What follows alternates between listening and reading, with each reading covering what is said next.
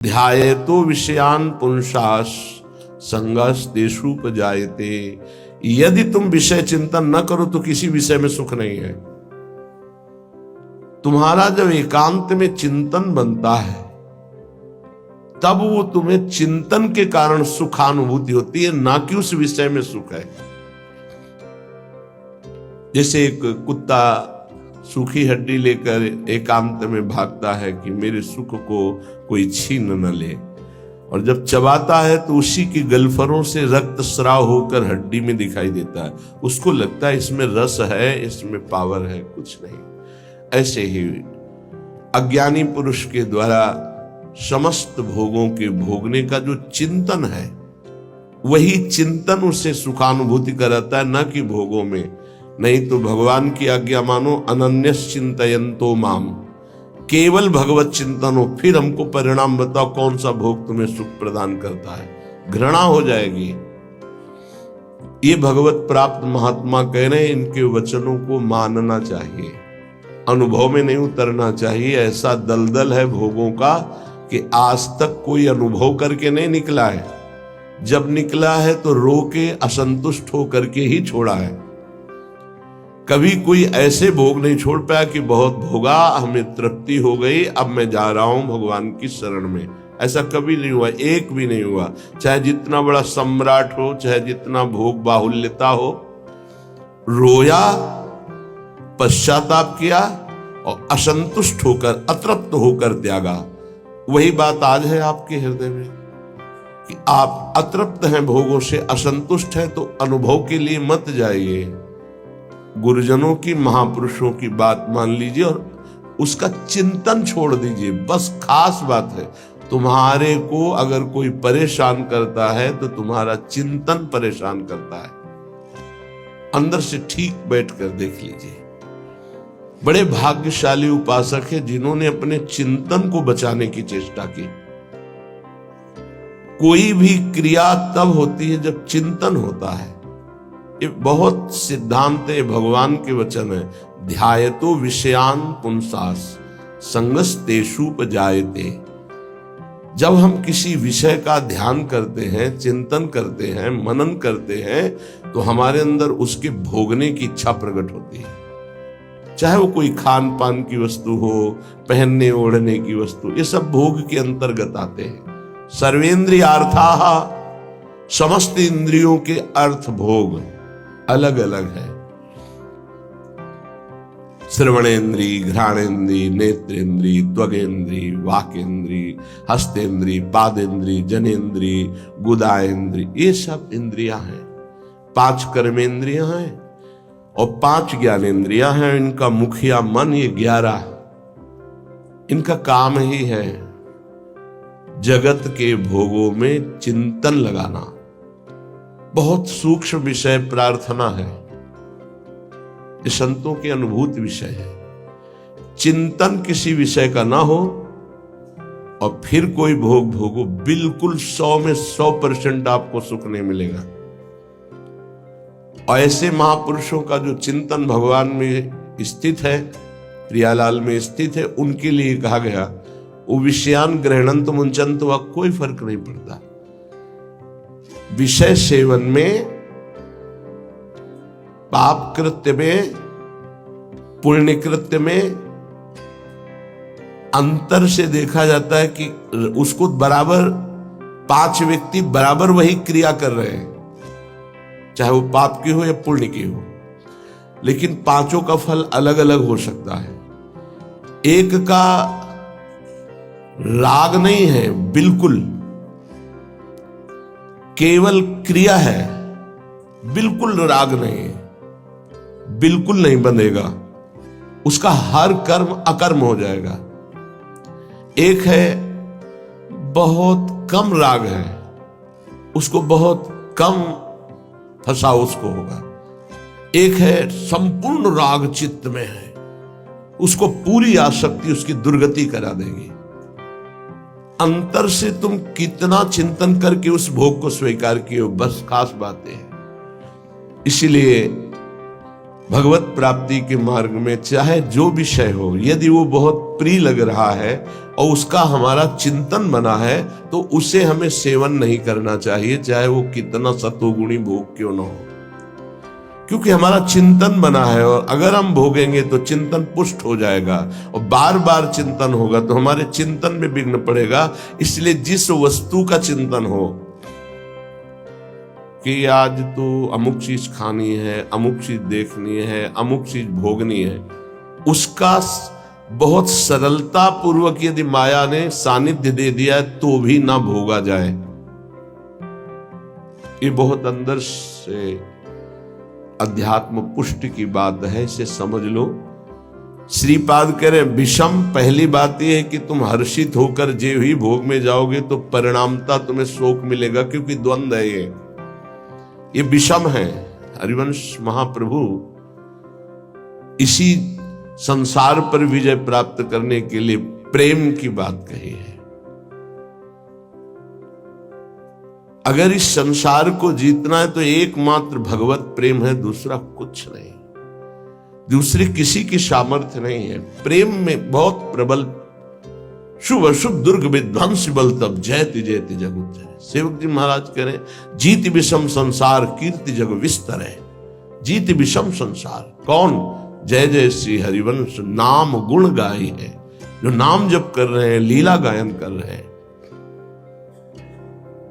विषम निरय वदभात सर्वेंद्रियार्थाः, इंद्रियों के जितने भी भोग हैं ये सब नरक प्रदान करने वाले हैं, इनमें किंचन मात्र सुख नहीं है। श्री कृष्णचंद्र जी ने गीता जी में कहा दुख योनयः, अर्थात केवल ये दुख प्रकट करते हैं। पक्की बात है, सच्ची बात है।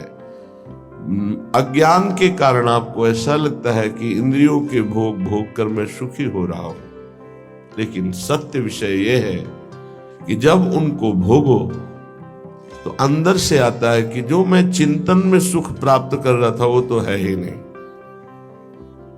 बड़े बड़े भोगियों को घृणा होने लगती है, पर वो घृणा दूसरी तरह की होती है, वैराग्य नहीं होता। उस शरीर से नहीं, दूसरे शरीर में, उस शरीर से नहीं, तीसरे शरीर में, ऐसे वो भटकता है। और जो विवेकी होता है वो संपूर्ण भोगों से नरकवत अपना पिंड छुड़ा लेता है। इन भोगों के भोगने में तुम्हारा चिंतन प्रधान है और कुछ नहीं। सर्वेंद्रियार्था, समस्त इंद्रियों के अर्थ, उनके भोगने का चिंतन और भोग क्रिया ये नरक प्रदान करती है। नरक स्पष्ट। सर्वे भोगा भवंति प्रबल गरल, क्योंकि जितने भी भोग हैं ये प्रबल विष है। प्रबल विष, प्रबल विष का मतलब होता है तत्काल असर करने वाला। एक मीठा विष होता है, महीनों में असर करता है, लेकिन भोग तत्काल पागल बना देने वाला है। चिंतन हुआ, सानिध्य भोग का हुआ, पागल बन गया, क्या करना चाहिए क्या नहीं करना चाहिए सब भूल गया। देखो कितना असर चढ़ा उसका, कि उसका चिंतन, उसकी क्रिया सब भागवतिक मिट गई, और उस समय वो कामांध हो गया, उस समय वो वासना में हो गया, सारा चिंतन खत्म, सारी की सारी वृत्ति। ये जहर है, इसे कह रहे सर्वे भोगा भवंति प्रबल गरल। ये प्रबल विष है जो तत्काल चढ़ता है, देखने से चढ़ता है, छूने से चढ़ता है, चिंतन से चढ़ता है, फिर भोगने से क्या होता होगा। ये ऐसा प्रबल गरल है, विष है कि एक विष तो खाने से ही केवल एक शरीर में चढ़ेगा, एक जन्म नष्ट करेगा। लेकिन ये भोग कह रहे सर्वे भोगा भवंती प्रबल गरला, ये इतना बड़ा विष है कि देखने से चढ़ जाता है, सुनने से चढ़ जाता है, चिंतन से चढ़ जाता है, फिर भोगने से क्या दुर्गति होगी। इसलिए का निरवय वदभाति सर्वेंद्रियार्था, जो इंद्रियों के भोगों का चिंतन करके उनको भोग कर सुखानुभूति करते उनको नरक की प्राप्ति होती। भगवान ने भी कहा त्रिविधम नरकस्येदम द्वारं नाशं मात्मनः कामः क्रोधा तथा लोभा तस्मादेव प्रेम त्यजेत। ये तीनों नरक के द्वार हैं, काम क्रोध लोभ, ये निश्चित नरक प्रदान करते हैं। वन्युद्भट ज्वाल कल्पाहा। और ये भोग क्या करते हैं, हृदय को जलाते हैं, अग्नि जैसे जला करके त्वगेंद्री को, शरीर को कष्ट देती है। लेकिन ये कारण शरीर तक प्रभाव डालते हैं भोग, स्वभाव, अंतःकरण, इंद्रियां और स्थूल शरीर भी। इस तीनों शरीरों पर विष का प्रभाव पड़े, ऐसा विष की रचना आज तक नहीं हुई प्रकृति में। प्राकृतिक विष केवल स्थूल शरीर पर प्रभाव डालता है, इस पर। लेकिन ये सर्वे भोगा भवंति प्रबल गरलः, ये स्थूल शरीर पर भी प्रभाव डालते हैं, सूक्ष्म शरीर को बसीभूत कर लेते हैं और स्वभाव को बिगाड़ देते हैं।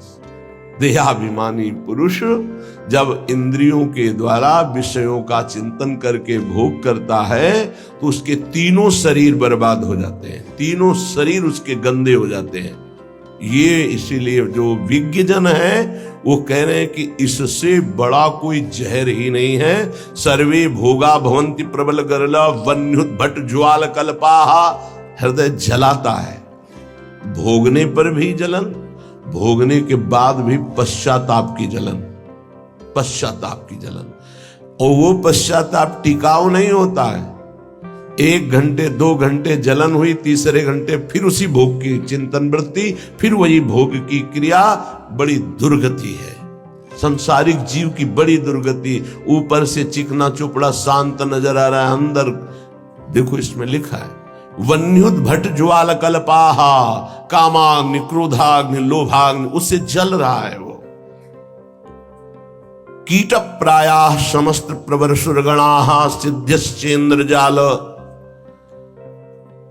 कह रहे कि बड़े महापुरुष हैं, इसलिए कह रहे हैं कि इन कीड़ों में और देवताओं में कोई फर्क नहीं है। क्यों? प्रारब्धानुसार कीड़ा भी अपने भोग को भोग रहा है, देवता भी भोग को भोग रहे हैं। देवता कोई नवीन कर्म करके भजन थोड़ी कर रहे हैं, अपने पूर्व पुण्यों को भोग रहे हैं। तो कीट प्रायः समस्त प्रवर सुरगणाः, ये प्रवर माने होता श्रेष्ठ। श्रेष्ठ जो देवता लोग हैं हमारी दृष्टि में कीड़े से ज्यादा नहीं है। क्यों? क्योंकि जैसे कीड़ा अपना प्रारब्ध भोग रहा है, ऐसे देवता अपने प्रारब्ध भोग रहे हैं। शुभ कुछ नहीं है उनके पास, नवीन कर्म नहीं, जितना रुपया जमा उसका भोग कर रहे हैं। जैसे बढ़िया होटल है, हर व्यवस्था है, आपका पेमेंट है तो आप भोगिए हर भोग। जिस दिन पेमेंट खत्म हो धक्का मार के बाहर कर दिए जाओगे। ऐसे ही स्वर्ग से धक्का मार के गिरा दिया जाता है। उसके गले में माला पड़ी होती है, वो माला नित्य नवीन सुगंधित रहती है जब तक उसको स्वर्ग में रहना है। और जहां माला कुम्हलाई तो पता चला कि पुण्य नष्ट हो गए। अब उसको भारी वियोग, उसका विमान छिन जाएगा, उसका महल छिन जाएगा, उसको अप्सरा जो मिली थी वो सब भोग सामग्री एक क्षण में हटा के, देव शरीर से हटा के भ्रष्ट कर दिया गया। फिर मृत्यु लोक में क्या बनेगा कि कीड़ा पतिंगा क्या बनेगा वो भगवान जाने। इसीलिए कह रहे मेरी दृष्टि में कीड़े से और देवता से समानता जब करते हैं तो बराबर नजर आता है। वो अपने प्रारब्ध का भोग भोग रहा है, अपने प्रारब्ध का।